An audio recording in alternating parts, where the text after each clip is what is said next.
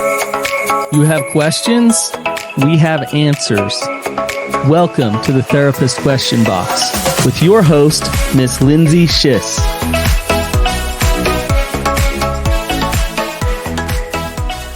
Welcome back to another episode of the Therapist Question Box. We are here to answer your toughest questions, so ask away. Today I have with me Kim Millette. She has been on the show a few times, and she is our in-house resident expert on relationships. Welcome, Kim. Thank you. Glad to be here. Happy to have you back. So today's episode is about a moment of realization, and I found this question really endearing because it was really honest. And I just appreciated the honesty of this question. So we'll just jump right into it. Here it is.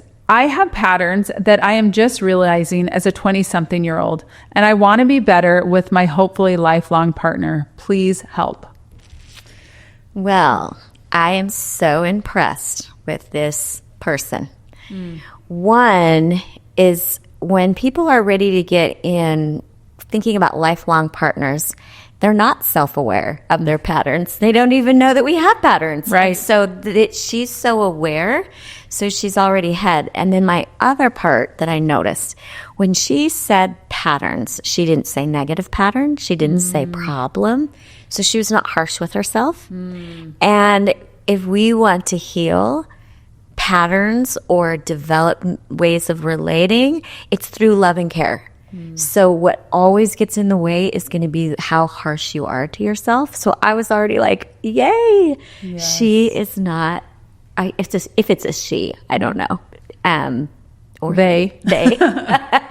But they're not harsh. So they're already caring. You could say like, I care about my future.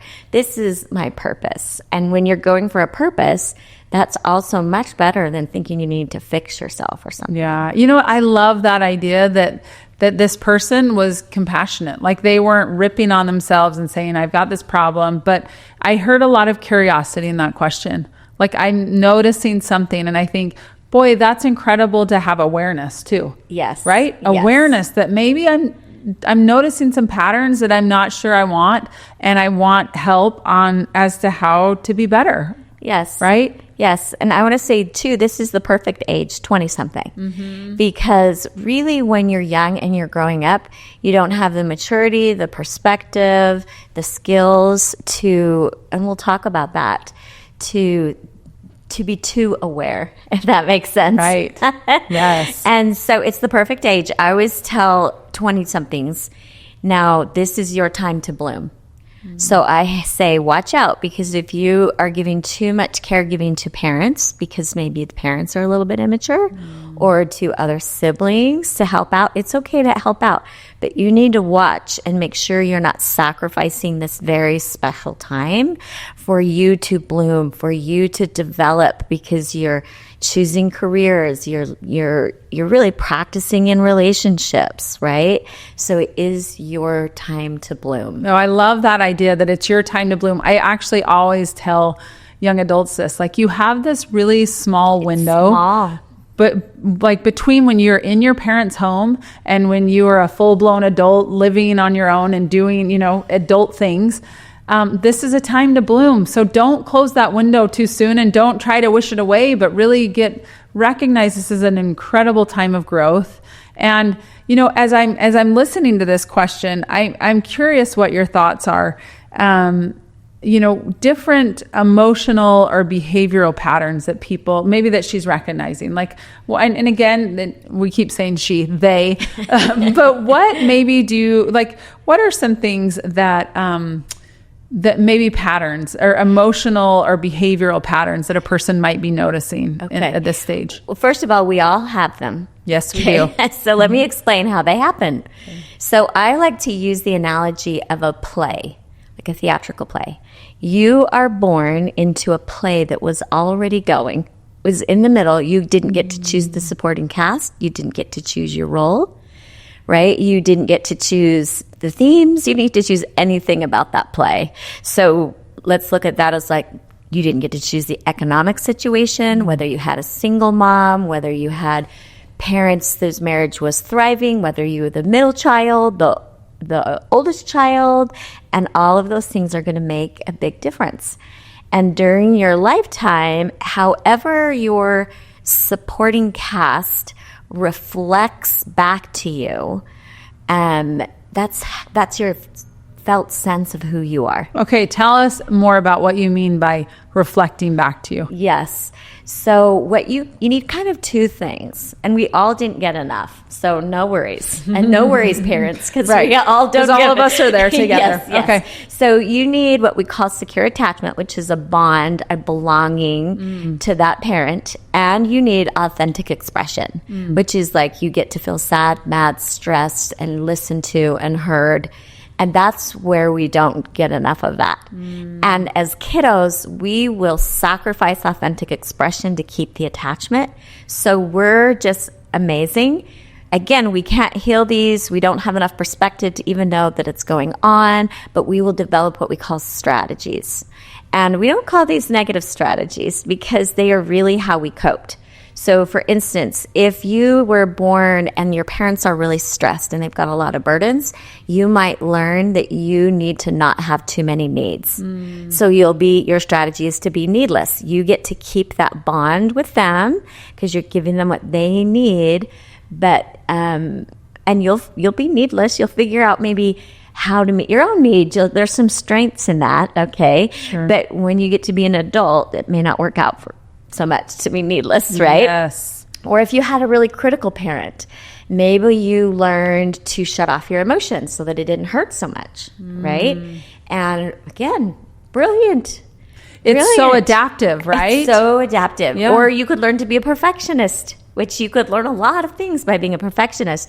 But by the time we get to be about in our early 20s, these start to feel burdensome and hard, and it's a sign. There's nothing's gone on that's wrong. It's time these are just worn out strategies now. They're time to be healed. So in a way you can think of that like it's time for you to be the director of your own play, right? You didn't get to choose the other play, but now you do. But that play is going to keep on trying to come back and be a part of today's play, and it will be. But the more we can be curious about ourselves and non-judgmental, because if you're judgmental or harsh, it's like you can't look at things, because we really can't handle being incapable or unlovable, and so we'll just keep using our strategies. Yes. You said so many things there that I want to unpack. I love the idea of the play, and that you get put into this play and you don't have any choice about the other actors in the play and where you're put in at what time in the play, right? But that you're just put in, and that you have adaptive strategies. I think that's so important, because even as you were saying, maybe that's how you develop perfectionism. I even thought, lying. Like if what you're doing, and if a child says, oh, you know what, when I tell the truth, my parents freak out or I feel disconnected from them, then what do? They choose to lie, right? Yes, and this is important. Lying, this is a big one. So thank you for bringing that up, because this is on a nervous system level of safety. Yes, it is. If I learned it was safer to lie than tell the truth, then I will keep lying for safety. Isn't that weird? And as an adult, we have to swap that, where it feels safer to tell the truth than to lie. But that's going to take a process. I feel like we could do a whole episode on that, actually, because it feels so counter, but it actually, like you said, number one is our safety, and especially with our attachment figures, our parents. And if there is a lack of safety, then nothing feels okay. So we will do anything to stay safe, right? Yes, to keep that bond, to keep that bond, attachment, and not having that attachment injury, right? So like there will be maladaptive, meaning like, things that are not helping us, but that help keep us safe, right? So I love that idea. And what it does to me is it helps me to think of it not from a pathological standpoint of like, look how broken you are. Look what they do now. Actually, no, this was a really adaptive strategy to an overwhelmed nervous system. And it helped them at one point. It's not helping them anymore, but it helped them at one point. And it's really hard for people to get out of that pathological feeling about it. And until you do, you won't heal. Yes. That's what we try and do in therapy. We try and help you see how you make sense and how when you're a kiddo, you're a miracle because you develop those strategies, and then you can heal, because we can't heal by thinking we're pathological or bad or something's wrong with us. Yes. It makes me think back to this book that I'm teaching at the University of Utah. And one of the books that we were reading is the book by Bruce Perry and Oprah Winfrey called What Happened to You? And I don't know if you've read it before, but it's so good, because the idea is, instead of what's wrong with you, why are you behaving this way, it's actually what happened to you. And taking a totally different perspective on something happened in your life. And so you developed some coping strategies, right? And so instead of saying again, look at, you're a pathological liar, look at, you are whatever, XYZ. No, actually something happened that felt threatening. So you developed a way to manage that threat. You're brilliant. Congratulations. That's exactly how you're supposed to be. Now let's just decide if this is actually serving you still. Yeah. It probably kept you alive at one point, but let's see if it's actually still helping you. Yes. And there's going to be a practice or a process. So we don't poof. Just because we have awareness, that isn't going to shoot us all the way to being honest. Does that make sense? Because it's so in the nervous system. Yeah. And so, how I would tell this person who wrote the question where to start is really, I say it this way. We were all fed a lie in that we were told we could love ourselves too much. And when I'm talking about love, I'm talking about care, understanding, space. We're not talking about, like, what we were told is that if you loved yourself too much, you'd be self-absorbed, egotistical, or narcissistic. But that's not real love. That's actually a lack of love. And so I have to project as if I feel like I have love. I'm feel loved, right? Right. But you can never even enjoy yourself. Like, the more you enjoy being you, the more you enjoy a sunset.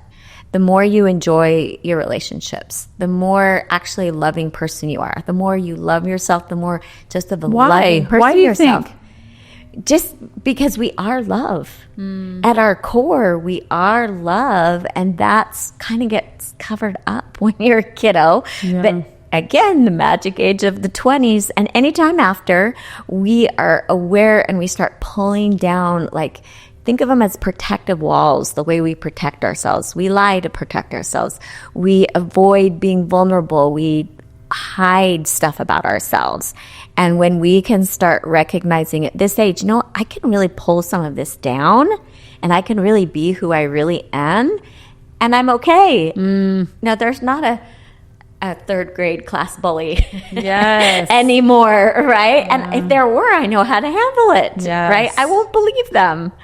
But if you don't do this work, you will continue to operate from these younger, wounded parts of ourselves. And it's actually, when she's talking about how we show up in maybe a problematic way in relationships, we show up from our wounds.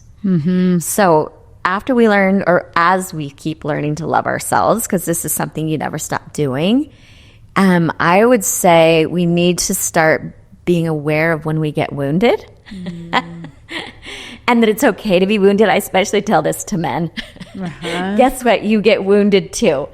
And how you know is Why is that especially important for men? Because if they get dysregulated, they'll be grumpy or walking around and they don't recognize it's just because you've had a wound. And if you would sit down and ask yourself what happened, you would figure it out really quick. See what happened to you. Exactly. Like, wait a minute, what happened to you? And it can be just in the last hour. What has affected my mood? Something happened. I was wounded. You know what, though? I think it gets back to taking a moment and sitting in some curiosity, right? Yes, slow down. Slow down, right? And I shared this a little bit ago, but that I had a situation where I felt like I should be really happy. Like, what's wrong?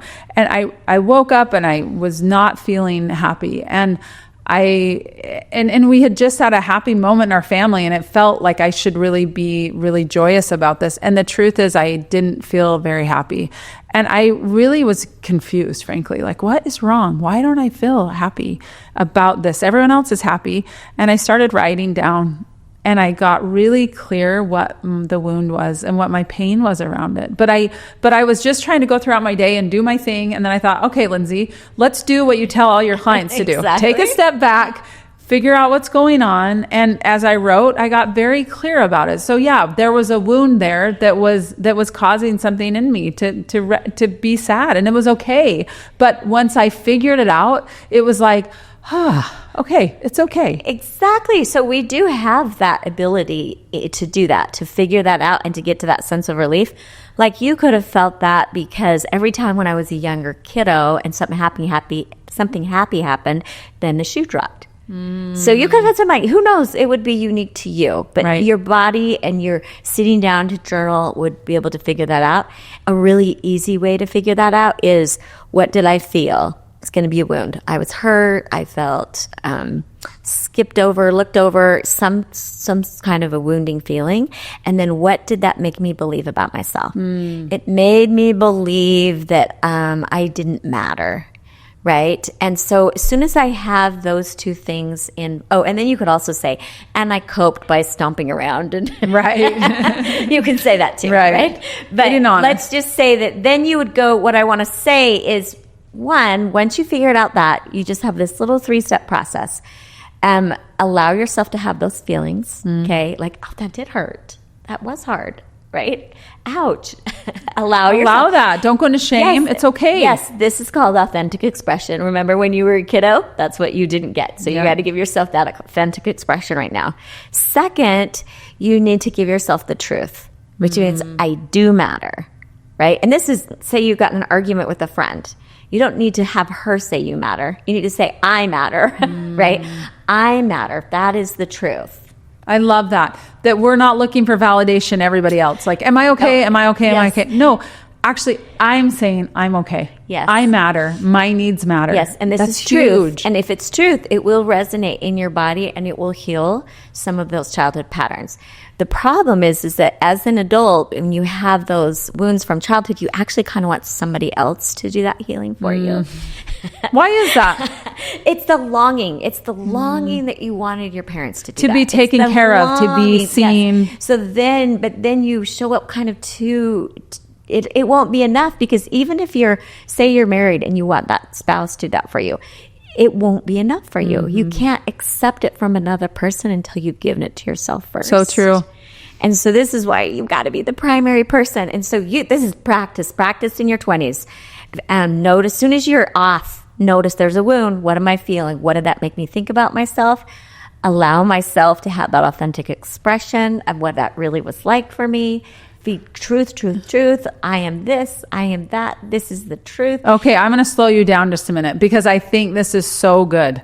Because I think just awareness of something is off. Yes. Is actually challenging, because what do? We're like, something's off, but I got a meeting here and I got to take the kid here and I got to do this. And we just don't allow ourselves to sit and go, wait a minute, something's off. And I think sometimes we're actually get off a lot. And every day, of course we do, right? But we don't recognize it, or we just push it away, or right? And then all of a sudden we have a big blow up and we're like, what just happened? Tommy just came in and spilled his lemonade. Why am I freaking out? Well, because you've been just pushing down what's been happening. So I just think slowing things down, getting really clear, like, hold on, something's off. And I just need to take a moment and figure out what's going on, and maybe have some self-compassion, some validation around that. I mean, that in itself is huge. Yes. And if you have a voice in your head that won't allow you to take that time,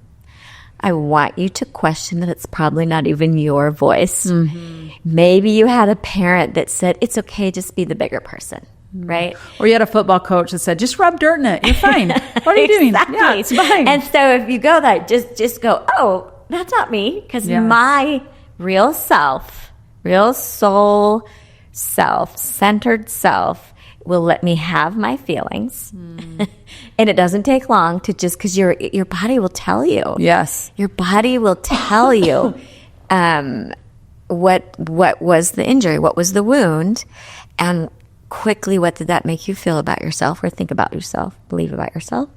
And then start giving care and truth and follow it up with an action. And action kind of like cements it in there, right? Because if I were, well, let me make one other point. If you don't do this, I can't even remember the example that I gave. It's all good. But let's do another quick one. If I was with a group of friends and they were talking over me, okay, first of all, if I had that experience when I was younger, my family talked over me and it made me feel like unseen, that will hit me at an 8.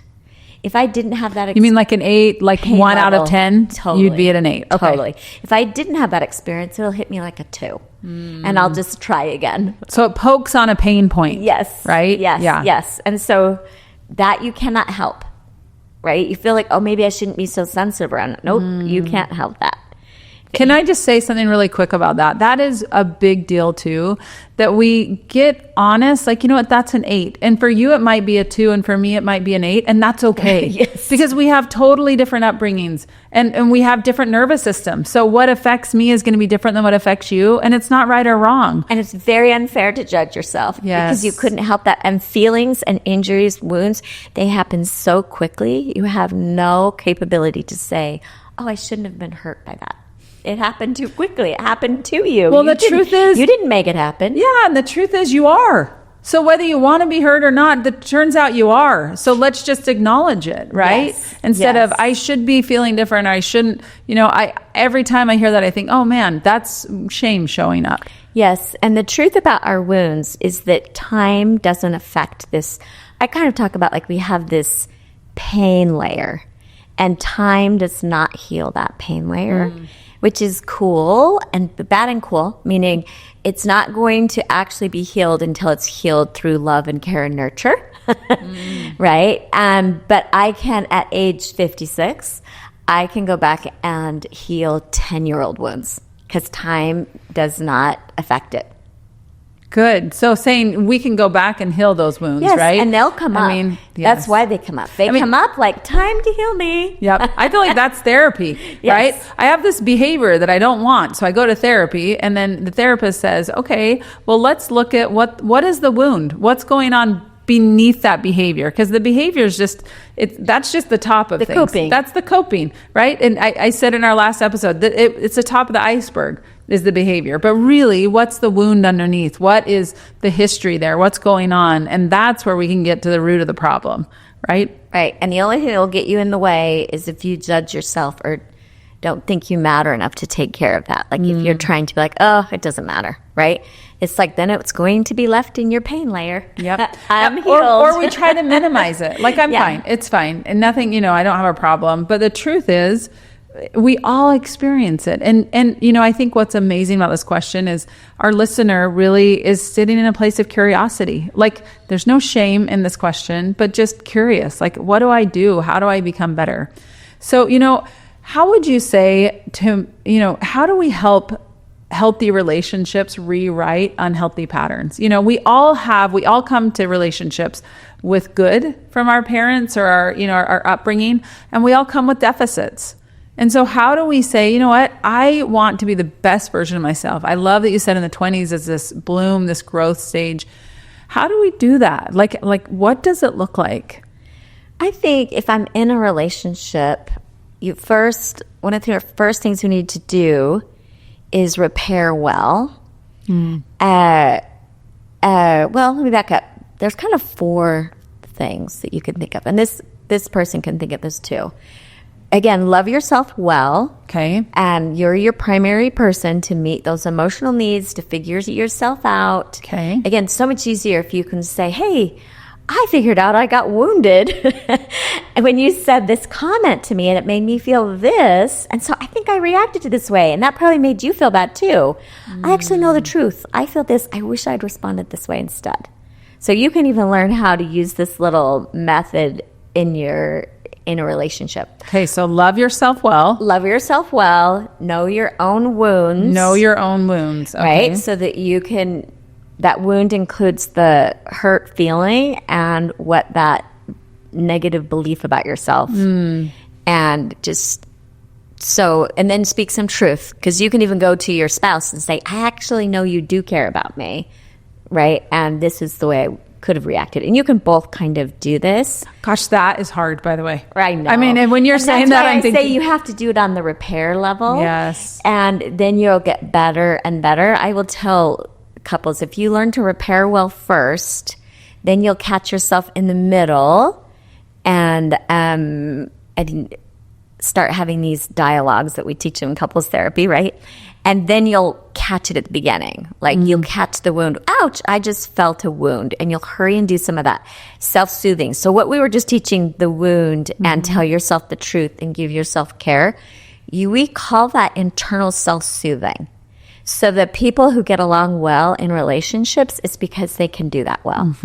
They can internally soothe themselves with those wounds. So what does internal soothing look like? Like how is a person internally soothing? Because I think that's a really important thing to distinguish, because often I think it's you hurt me, so then you make me feel better. Yes. Versus this is a wound. I take accountability for the wound, right? Maybe not what was said or done, but how do you suggest that people go about helping, like doing some of that internal healing? Again, it's that same process of I first love and care about myself. I think I'm awesome, not in a narcissistic way, but just like I enjoy myself. Yeah, right? It's not okay to hurt me, especially for me to hurt me. Yeah. Right? I'm a person worthy of love. Yeah, exactly. And the trick is that everybody has the same absolutely amazing worth. So we're never trying to compete with other people around that kind of stuff. By the way, we could do a whole episode on that too, we because that, like, your worth isn't determined on what you do and what you don't do and what you make. It's just fixed. Your worth is fixed. Yes. Yeah. Yes. And we need nurturing every day. So we start with that care for ourselves, notice our wounds, right? Because as soon as, just like we were talking about how important awareness is, when we don't have awareness of our wounds, we're really reactive, right? We're getting mad at our friends. We're doing those kinds of things really in an unaware way, not trying to cause harm. So the more that we become aware of those wounds and like, oh, yeah, and like a treasure hunt. Oh, I figured out that hurt, right? Because then what did that make me believe about myself? Because then I know what kind of soothing I need. Right? With the truth. So gave me like, okay, if you're saying, what did that make me believe about myself? So let's give me an example of that. If we were to say, how are you going to hurt me, Lindsay? I am going to tell you that you are insensitive. Do you want me to tell you something that would hurt you? Make something up. Okay, I'm trying to think of something. Okay, that you are insensitive to my time. You're always late, and I get so sick of you being late. Okay, and I'm going to know that, I'm going to notice that, wow, she's reactive, and so I'm going to know that she's in that. Well, I'm not going to know that because I'm not going to be a therapist. I'm just going to be a person. There you go. That's right. Okay, so I'm just going to notice that is poking, like wounding, and sounded harsh. And I never like to be, I consider myself someone who is sensitive. So I'm going to notice that wounding, slow down, maybe even take a few breaths, maybe even notice what happens in my body. Okay, and just notice that I could even like put my little hand on my heart. I got you. Slow down, right? And then I could say, I am hurt. This makes me feel like misunderstood. Wait, so are you doing this in the moment? Like I'm just telling you, Kim, you're late and you don't respect my time. You're doing this in the moment. Ouch. And if I can't, we're going to bring our childhood strategies back, and I'm going to do the very best I know how to do. Which is might be like, okay, I'm really sorry, Okay. And that's going to be okay, right? Because that might be our best at that moment. That's okay. Yes. That's okay. But then I'm going to sit down with myself and I'm going to be like, wow, that really hurt. Like that was pretty harsh. Like I can tell that was harsher. Like if I had felt the same thing, I maybe would have not said it that harsh, Yes. And I'm going to say that, what did that harshness, that hurt make me feel? Made me feel like so misunderstood. That's how that would make me feel, because I would, of course, never want to disrespect your time. So it would make me feel misunderstood. And then I know that I showed up like a, I don't know, doormat. I don't know what that was. Okay. That's how I coped, right? So then I can go back and I can say, what's the truth? The truth is, I really do care about her time. Whatever I did, it really was a mistake on my part. It was just an error. It wasn't me being selfish or unkind. And at the same time, I can recognize that maybe my impact of my not being aware that's how it felt for you, right? A lot of times our intention and our impact aren't the same. Oh, that's one of my favorite things. You know that. Right. What's my intention and what's the impact? If I had the impact, I'm okay. So the truth I would be telling myself would be, I'm okay that I'm human and that sometimes I do have an impact that hurts somebody because I am human. So what? Right? And then I'm going to have an action. Okay. So my action is going to be something for me and the other person. Okay. And this will help our person with the questions, because we always want to be able to respond in a way that's for me and the other person. Reactive is usually just for me or just for the other person, just to get you to be comfortable, right? Or, I could get mad at you around you getting mad at me, and that might make me feel a little bit more powerful, but it doesn't help you. So I'm going to come up with some action that looks good for me, good for you. Right? What would that be? I might be like when you're in back in your ventral vagal, back in green, back in that calm state. I was going to say, explain what that is. Yes, just back calm just to state. That calm state of reasonable that we all get into. That obviously, if you said that you weren't in that state, I'll say, hey, are you doing okay? I know can we make sure that's patched up, because I want to make sure that you feel like I do respect your time. And I did feel kind of hurt. It felt harsh when you came at me. And again, knowing you would say, you're right, I was in a hurry and whatever, and we would patch it up. But what's really important is you're honoring what I said, which was you're always late, but you're also honoring yourself.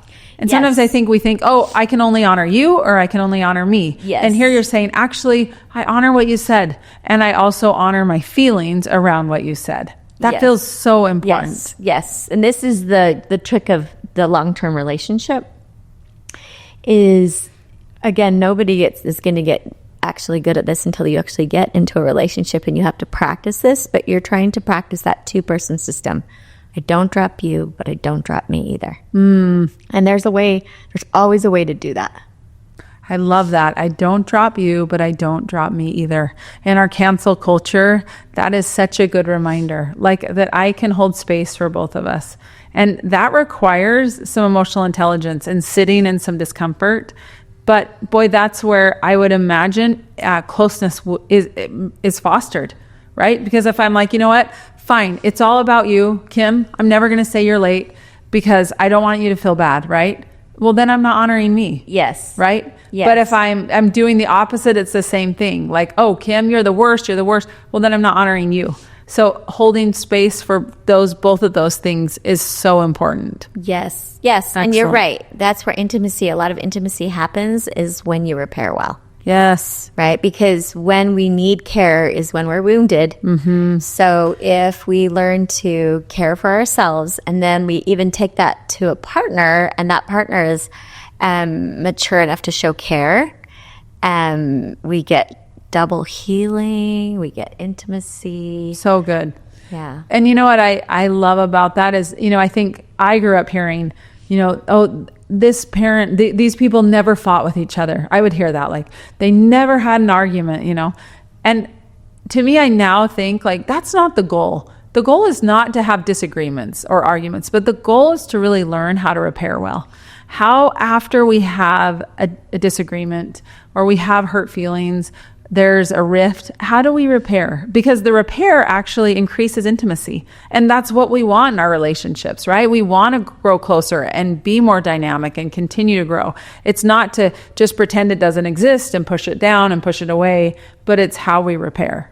Yes, and with kindness, even if we couldn't do it at the beginning. Yes. That's it. We repair with kindness, because remember, what heals is love, kindness, care, understanding. That's the healing agent. And so nothing else is going to heal. And you do have to be, just like I was telling you about, okay to injure the other person, not because you're bad, but because you're human. Because if you're not okay to do that, you won't be able to be aware about the impact that you have. You can't put yourself into the other person's shoe and be really like, I wonder what it was like for them. during that experience. I know what it was like for me, but what could it have been like for them?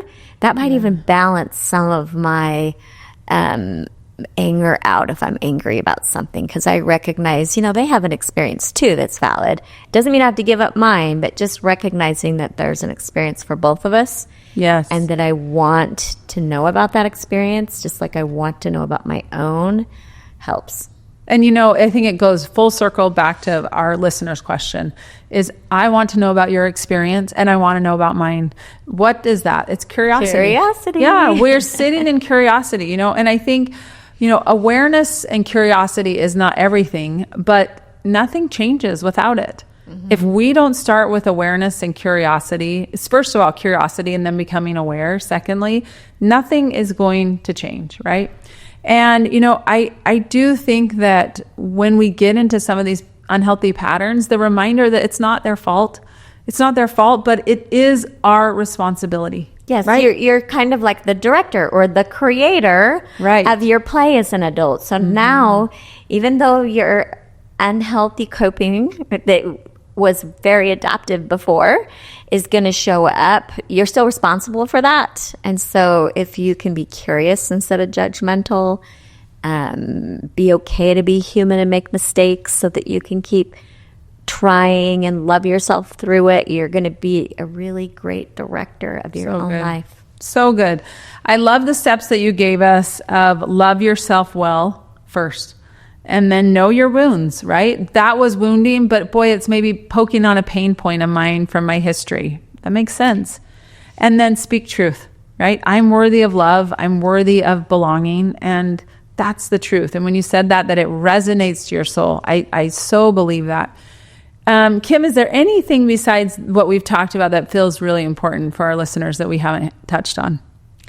I just think that, I don't want her to feel unique with these patterns. Yes.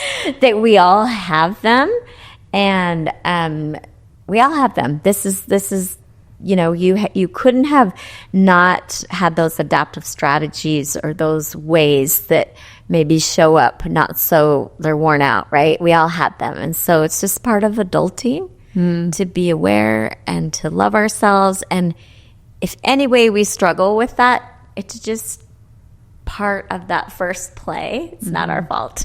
And it's not the end of the play. You might need help. Yes. The play's not over. It's not the end. Yes. This is just a scene in the play. Yes. And we get to keep acting, right? We get to keep being life in the play and until the play's over. So congratulations. We get more time to figure it out, right? And I think that reminder that recognizing patterns doesn't mean you're broken. It just means you're brave enough to grow. You're brave enough and you're curious enough to be aware of it. So I just, again, want to offer kudos to our listener, because that can feel like, oh gosh, I'm broken, I'm damaged. No, actually, you've just been adaptive, and now you're curious and able to recognize, how do I want to show up in my play? Now, actually, how do I want to do that? And you get one wild life. You get to figure that, you get to change. It's awesome. So really appreciate you tuning into today's conversation. I hope this conversation provided some tools of growth and of learning, and hopefully you walk away feeling a little more seen. If this is something that you feel like could be helpful, please share this, because again, we all are a product of our environment growing up. We all have patterns, some that are serving us and some that are not. So hopefully this is something that we all can look at ourselves and relate to, and know that we all can have challenges where this is concerned, but that we can grow. We are the actors in our play, and we get to decide what the end of the play looks like. We really appreciate you tuning in today. And again, there are no questions that are off limits, so ask away. We are here to answer your tough questions. Until next time, take care.